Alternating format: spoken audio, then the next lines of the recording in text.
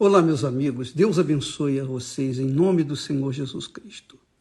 Que o Espírito Santo, o Espírito do Senhor Jesus venha iluminar o entendimento, abrir os olhos espirituais para que estes possam ver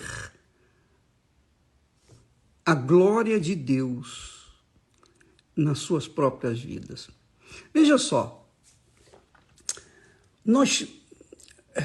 muitas pessoas dizem assim, puxa vida, pastor, bispo, fulano, ora por mim.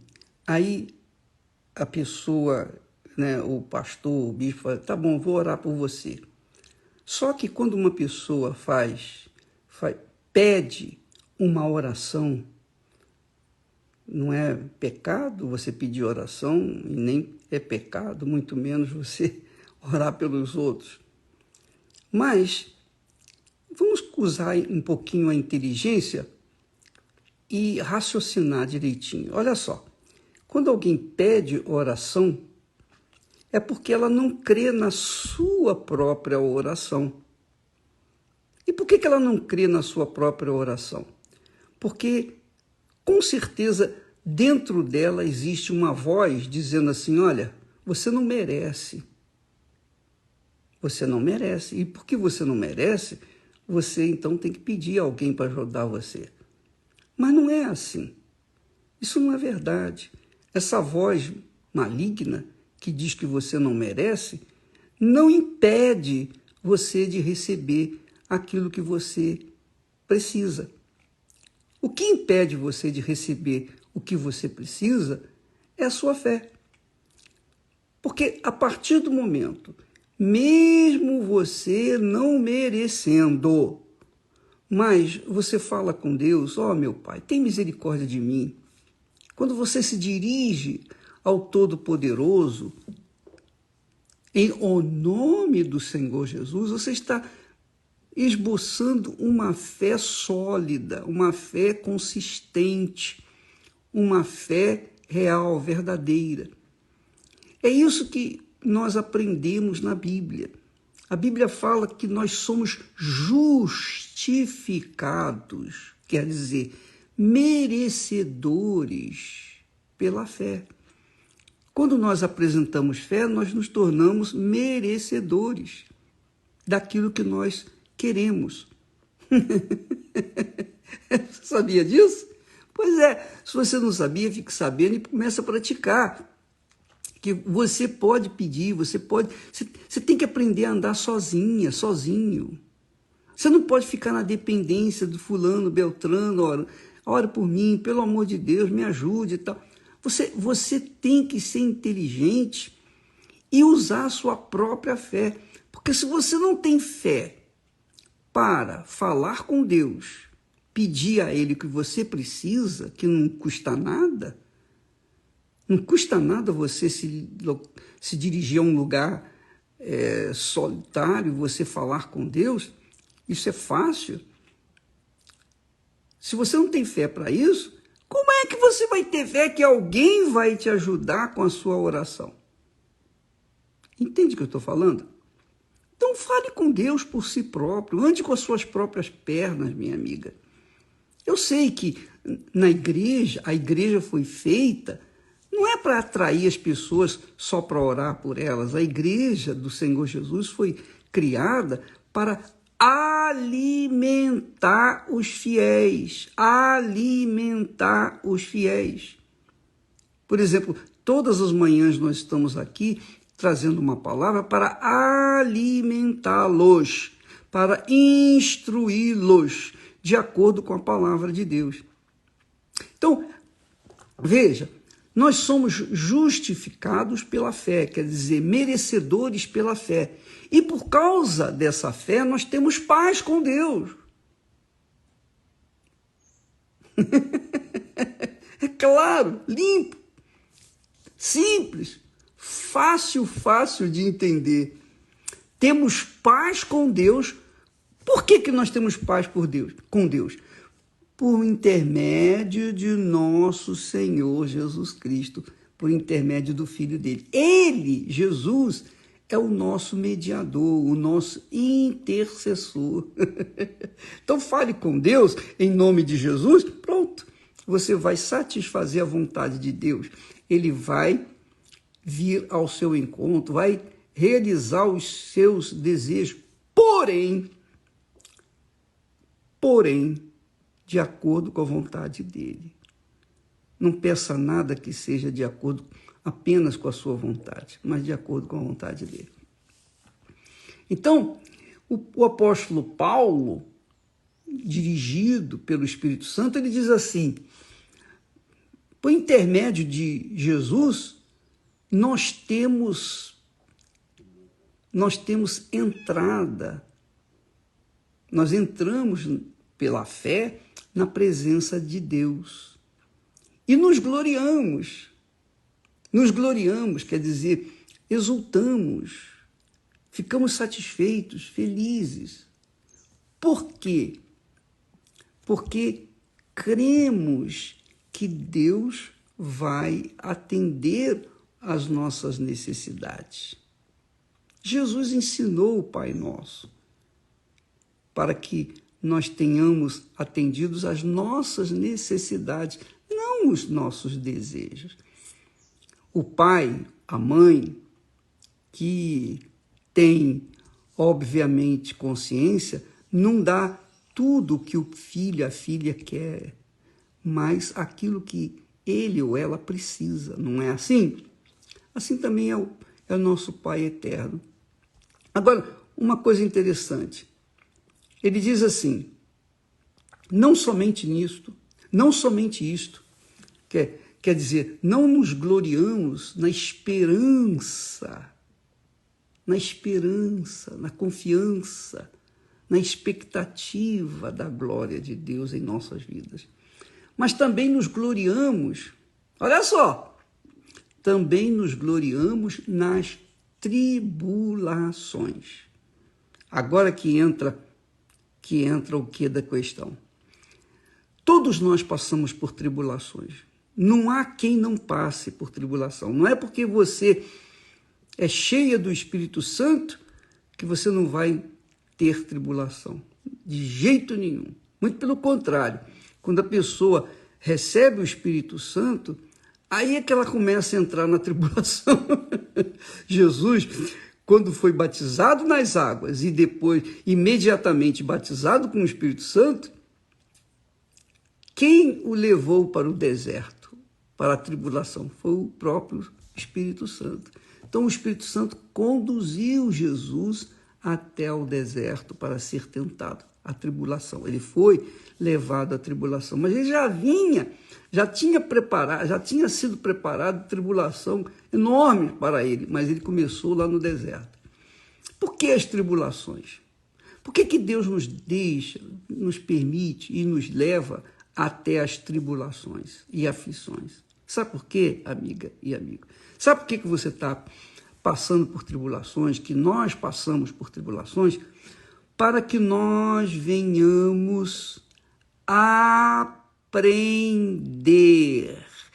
amadurecer, para que nós venhamos ser adultos na fé, para que nós sejamos adultos na fé, maduros na fé. Ninguém amadurece na fé com o conhecimento da palavra de Deus. Ninguém.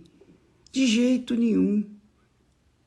Assim também como a criança que começa a engatinhar, que começa a querer andar, essa criança só aprende a andar quando ela começa a encontrar seus obstáculos, suas dificuldadezinhas, é ou não é?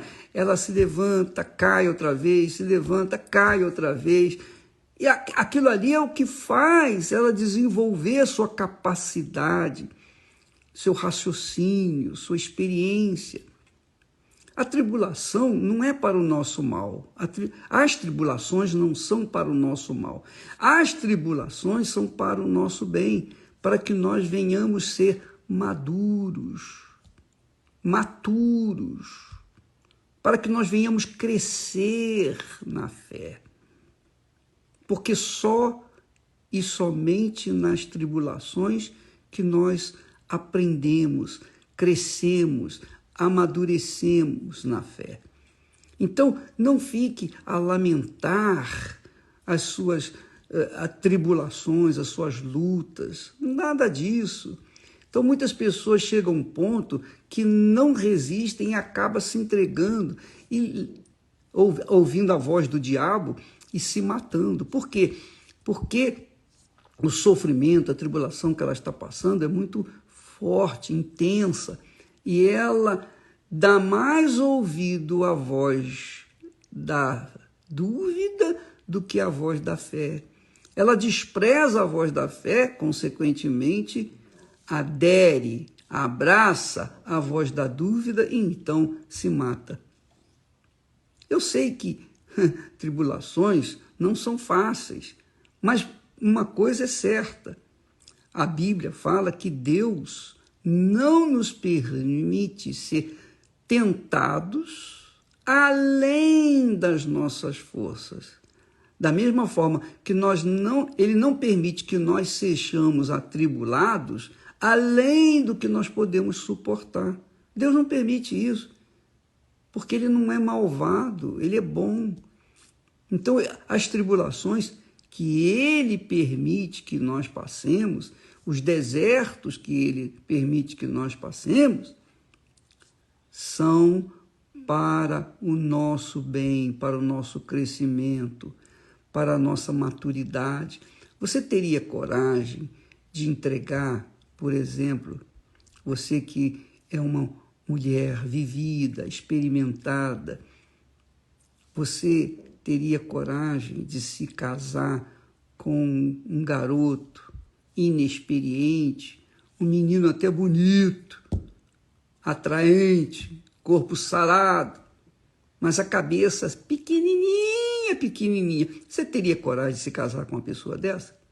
Bom, muitos têm feito isso. Aí o que acontece? Quando casam corpo com corpo, apenas corpo com corpo.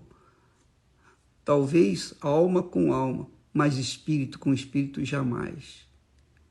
Por quê? Porque a mente de um, o intelecto de um, não combina com o intelecto do outro. O espírito de um não bate com o espírito do outro. Os santos não batem, digamos assim. O meu santo não bate com o seu. Por quê? Não combina. Porque você é uma pessoa madura, experiente. Você casa com uma pessoa inexperiente, você vai ter grandes e gravíssimos problemas no seu relacionamento com aquela pessoa. As tribulações, minha amiga e meu amigo, que Deus permite que nós passemos, já são suficientes para que a gente não venha casar com uma pessoa jovem, criança e imatura, porque certamente não vai dar certo esse casamento. Com certeza, eu tenho certeza que não vai dar certo. Por quê? Porque a pessoa vai unir a sua capacidade intelectual madura com uma capacidade intelectual imatura. Combina? Não, não combina, não casa. Não casa de jeito nenhum. Quando a pessoa casa, eu penso que tem que ser cabeça com cabeça, não é assim? Quer dizer, o intelecto com intelecto, alma com alma e corpo com corpo. Se não combinar os pensamentos, o casamento não dura nem uma hora. Veja só, Paulo, então, orientando, nos diz que as tribulações, veja só, que nós enfrentamos por causa da fé em Deus, elas produzem paciência, quer dizer, perseverança. Paciência aqui no sentido de perseverança. A gente se torna perseverante, insistente naquilo que é justo. Não é uma pessoa, a pessoa perseverante não é a pessoa teimosa, não. O teimoso insiste no erro. O perseverante insiste no que é certo, no que é justo, no que é correto, que ele sabe, que tem conhecimento, é racional, que é certo. Você seguir obedecendo a palavra de Deus, isso é perseverança. Você seguir, perseverar na sua teimosia em querer casar com um jovem, muito mais jovem que você, uma criança, isso é teimosia, isso é olho grande. É claro que vai dar errado. E Deus nos deu inteligência, nos deu espírito para a gente pensar e decidir o que é melhor para nós.